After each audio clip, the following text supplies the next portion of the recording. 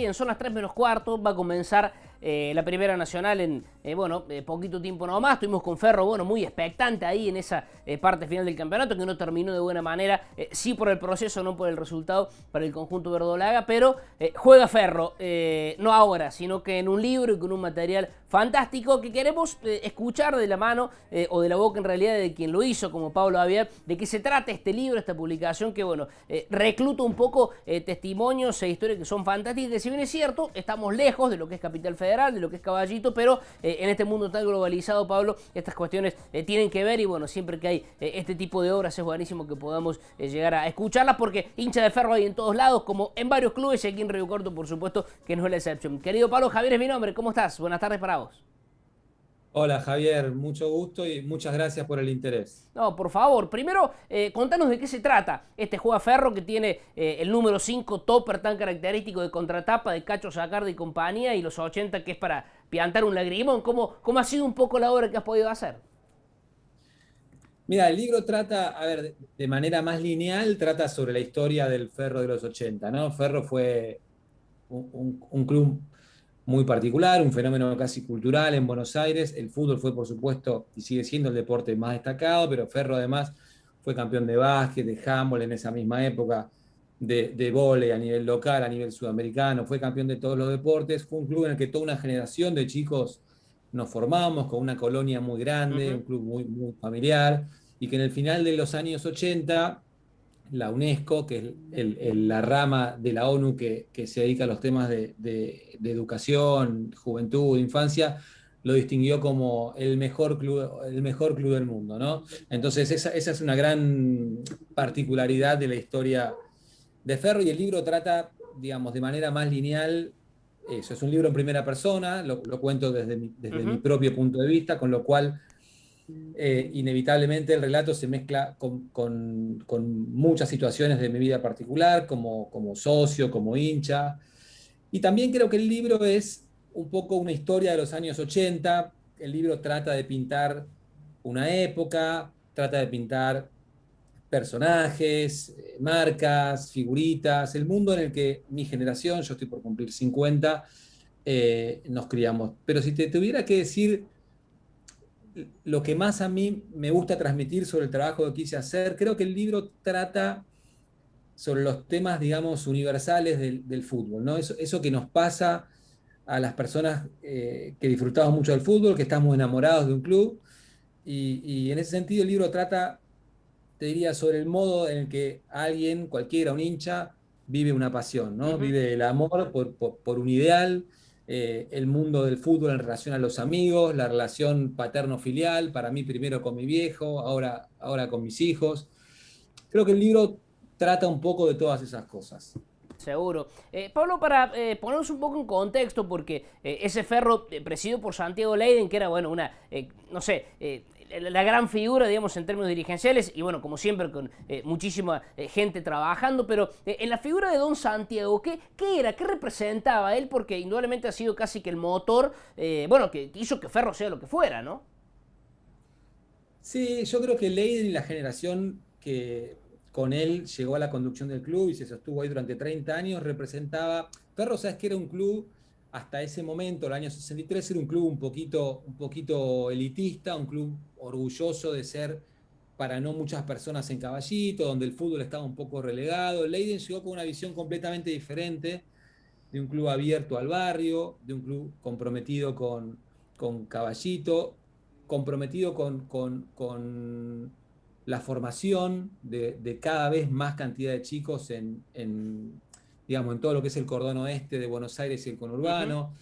Lenin representó, por un lado, esa idea que creo que dio vuelta el club y Ferro pasó a ser en su pico de socios el club con más cantidad de socios de Argentina. Un modelo que hoy no funciona, pero que en ese momento tan masivo fue un éxito absoluto. Y creo que también esa generación de dirigentes logró transmitirle a, a Ferro, eh, y ahí van alineados un poco el pensamiento de Timoteo, el Ujú. pensamiento de Nasnud, el pensamiento de Julio Velasco, que fueron los grandes entrenadores del club, logró transmitir determinados valores, ¿no? De compromiso con el juego limpio, de respeto por el adversario, de hacer las cosas bien, de muchas cosas que después se hicieron muy populares con el éxito del equipo de fútbol, con el equipo de Timoteo, desde el que yo, que en ese momento tenía 10 años, me enamoré de Leiden Ujú. y la gente que trabajó con él fueron, fueron muy líderes, con una visión en ese momento muy innovadora en materia de gestión de clubes. Creo que lo que hicieron fue muy disruptivo. Lamentablemente Ferro después se apartó de ese modelo y hoy está en una situación muy diferente. Y otros clubes, si te fijas, Vélez, Lanús, Ujú. fueron copiando ese esquema de trabajo y tuvieron sus resultados, tanto en lo deportivo como en lo social. Claro. Pablo, en términos históricos, no sé si es culpa la palabra, pero bueno, le podemos asociar un poco al contexto en el cual se vivía. Los 90 con todo lo que significaron para la Argentina, de la Argentina para con el mundo también, y luego su triste final, digamos, a principios de los 2000, tuvo que ver con que Ferro se fuese, digamos, desmembrando de aquello que en los 80 era. ¿Cuánta culpa se puede atribuir a ese contexto, bueno, económico, social, tan complejo que nos tocó vivir? Mira, es un gran tema. En los 90 cambió la Argentina, cambió el mundo y a Ferro le costó reconvertirse el modelo. Ferro era un club masivo, con infraestructura muy grande. Mucha gente en Caballito, en Buenos Aires y en Argentina perdió acceso a consumo de algunas cosas que ese sector social valoraba. El club fue uno de esos y Ferro inevitablemente perdió una masa importante de socios. Salió de los 90, Ferro los transitó con mucho sufrimiento, en lo deportivo también, y salió de los 90 muy dañado. Ferro entra al siglo XXI administrado por un juez en lo comercial, con la quiebra decretada.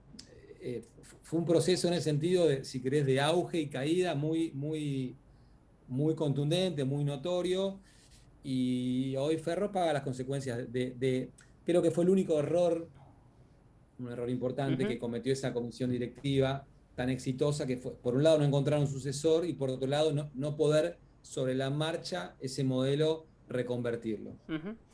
Pablo, finalmente, da para largo. Primero, el libro se puede conseguir, va a estar en librerías, ¿cómo va a ser un poco, digo, del interior para aquel que quiera poder acceder? Sí, el libro lo edita Planeta, de manera Ujú. que va a estar en todas las librerías en Córdoba, en Río Cuarto, en todas las librerías del país donde Planeta llega, que entiendo que es a todas. Seguro, seguro.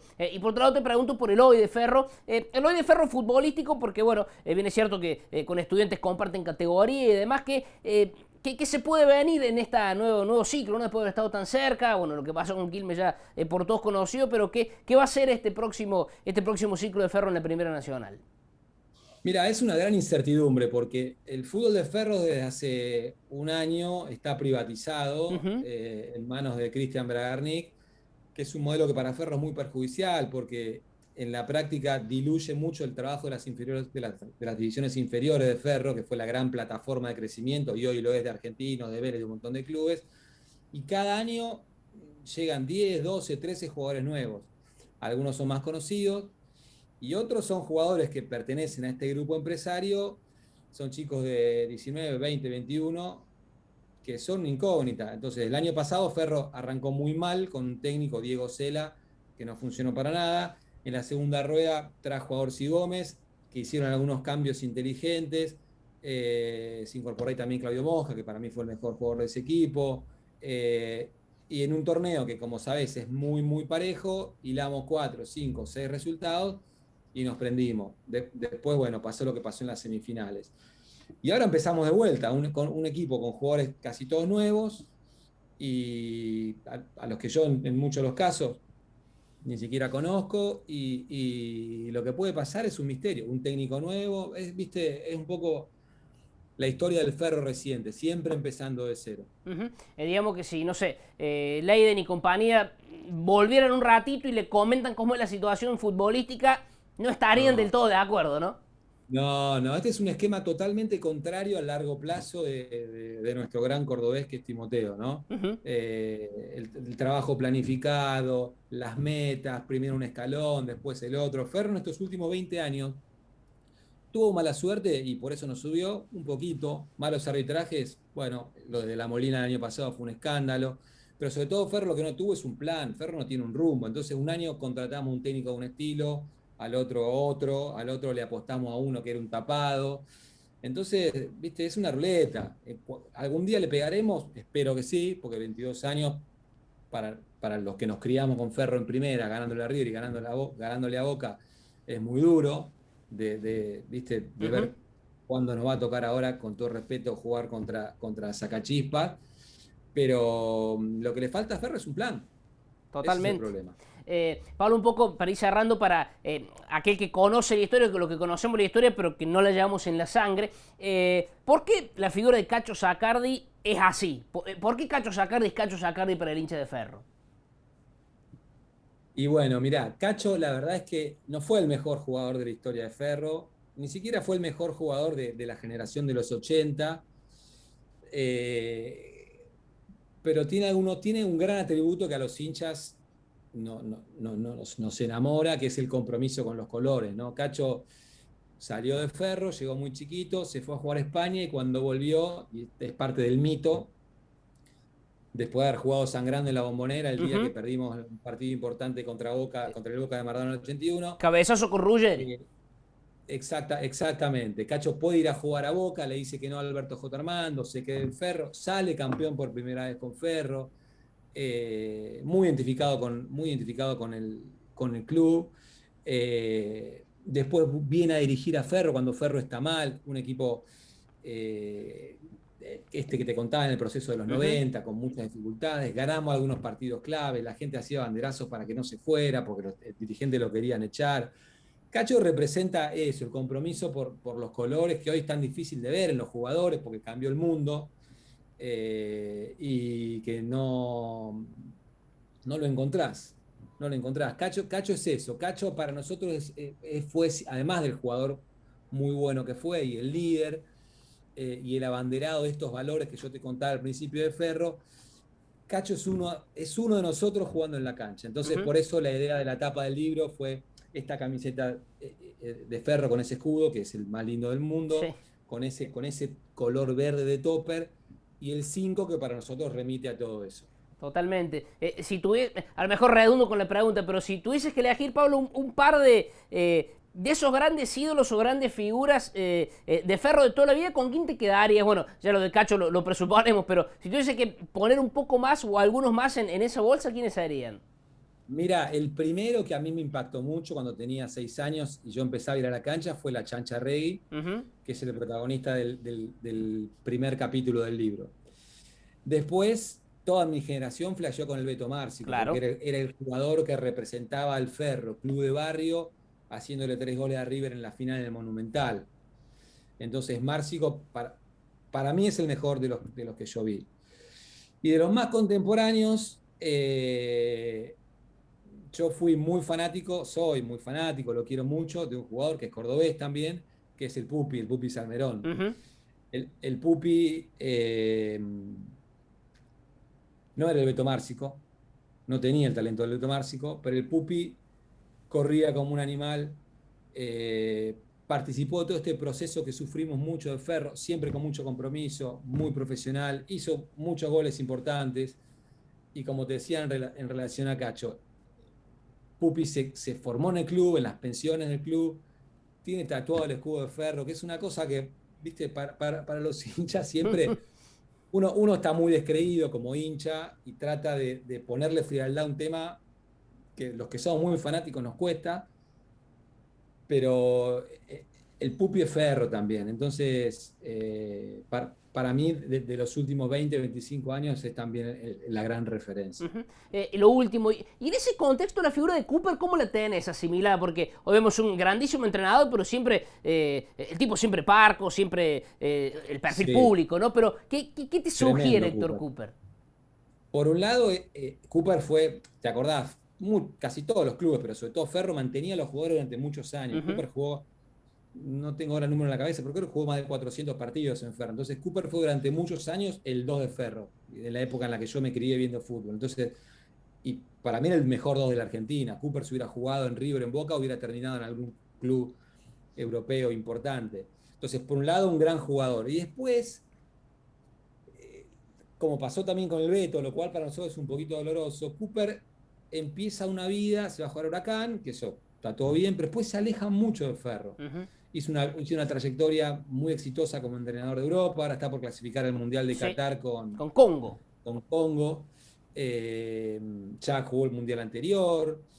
Y son tipos que se van alejando de Ferro. Se van alejando. Ella hace mucho que no vive en Argentina.